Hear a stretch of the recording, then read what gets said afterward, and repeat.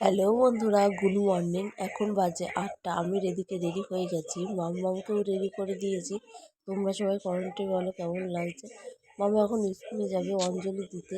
দেখো রাস্তায় বেরিয়েছি, এত পরিমাণে কুয়াশা কি বলবো, কিচ্ছু দেখতে পাচ্ছি না আর কিছু দেখা যাচ্ছেও না। তোমরা দেখো, আর মামা আর মামা একসাথেই যাচ্ছে।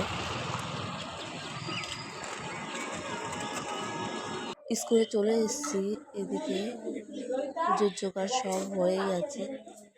আর মামাকে তো দেখতেই পাচ্ছি, সামনে বসেছে ওর বান্ধবীর পাশে। এদিকে পুজো শুরু হয়ে গেছে, আরতি হচ্ছে, যজ্ঞ শুরু হয়ে গেছে।